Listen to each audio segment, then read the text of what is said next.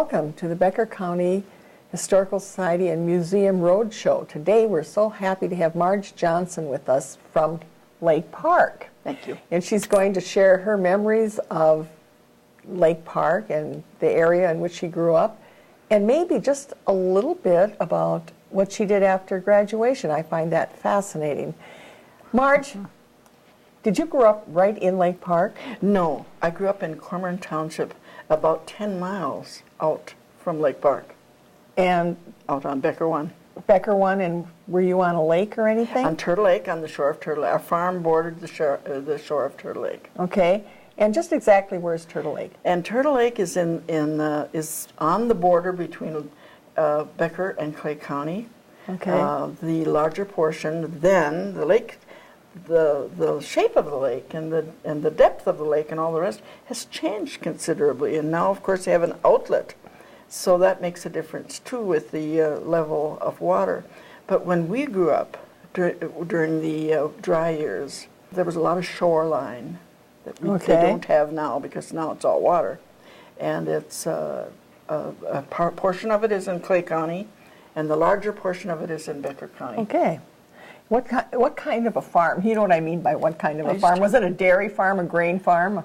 I used to say, I used to call it a dirt farm. Oh. And I don't know why I did that, because, except maybe we're always fighting dirt. But anyway, we had cattle, and we had, it certainly diversified. Cormorant Township, in all honesty, is a better area for gravel pits than it lent itself to good farming. We did, though, raise alfalfa, and I suppose you could call it a dairy farm. Although we raised potatoes and silage. We had a silo, filled silo, that sort of thing. Yeah. And where did you go to school? We went to school in District 10 through the 1st through 8th grade. And then we were the first who graduated from the 8th grade. And the graduation was held here in Detroit Lakes at the home school, in the beautiful home school. And we were issued a diploma by the county superintendent, whose name then was Lena Wingy, and it was a very, very elegant, awesome experience for us country kids from way out in the 10 miles out of Lake Park. I mean, we were quite impressed, and it was beautiful. So that we graduated from the 8th grade, received a diploma and the whole thing. Then we went into high school. How many of you went to high school from your original class at District 10? At District 10, my sister and I, and one girl, Anna Berg, who has since died. Uh-huh. 3 of us from our class. There were of 4. And how did you get to school? We rode on what was considered then the first bus, which was really just a blunderbuss of a car, driven by one of the senior boy who lived in the vicinity, not close to us, but in the vicinity. And so we would pack these people into this car. I don't know what kind of a car it was. It was a big car and old, and kind of my description of it then and still is a blunderbuss type car. And we sat packed in there like sardines. We wouldn't pass any kind of regulation. No seatbelts? Oh, no one had seatbelts. There wouldn't have been places for them, because we had to sit like maybe 8 of us in the back seat. Oh, yeah. I mean, we were packed in there, because this was quite a trip, 10 miles. 10 miles. And, how long did it take you to get there? Sometimes it took an awfully long time, because the roads weren't as good then as they are now either, of course. And it seemed like there was more snow. But we were in the ditch a lot.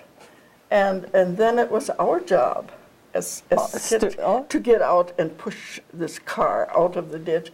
We were really not the nicest people in the world. Really? Push that car out of that ditch and push it into the other side in the ditch. Well, I imagine the momentum itself would I just think make we could have controlled it a little better Oh, really? than we did. Okay. But that was the way we operated. We had to grab our little excitement wherever we could get it, Sure. Well, did you travel all winter, or? No, we had to stay. The first year we went, we started in the fall of 37. And then we, or was it 30? I think it was 38. Well, whenever. Graduated in 42. Okay. Okay, that first year we stayed in Lake Park, and District 10 from the school we had graduated from as 8th graders was not part of the Lake Park district, along with a lot of other country schools. So we were tuitioned in, and I still am grateful to the school board of District 10 who paid the tuition for those of us who wanted to go to high school, because we would never have been able to afford it otherwise. So you did stay in Lake Park during the winter. Where did you stay? That first year as freshmen, we stayed in a home that is now owned by Lenny Henslin, who is unfortunately a patient at Sunnyside at the present time. And it was then owned by Roy Frisks, and Roy Frisks had a bar uptown. And they rented a room, and my sister and I, who were freshmen, and a friend, Lila Berland, who was a senior, stayed in a room together. Okay. There was another high school person, and I can't remember names right now, who also stayed in that house. Every available space was bit of space. So you only did that 1 year? No, we did that the first 2 years. First 2 years. Because the first 2 years, the bus was just a car. Okay.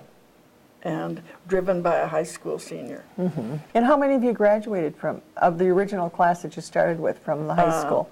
Our graduating class was 26. Okay. And it was one of the larger classes at the time in 1942. The other thing that I think is worthy of mention, my graduating class was the first class to graduate after World War II had started. Okay. World War II, the bombing of Pearl Harbor happened in December of 41, and then we were graduated in May of 42, and so there were a lot of things done for the war effort. 2 of our classmates were killed, cousins, Douglas and Earl Zacharias, and they were first cousins. Well, we have some more stories to tell, so we will be back another day to talk to Marj about what was Lake Park like back then. Thank you, Marj. We'll continue this. Thank you.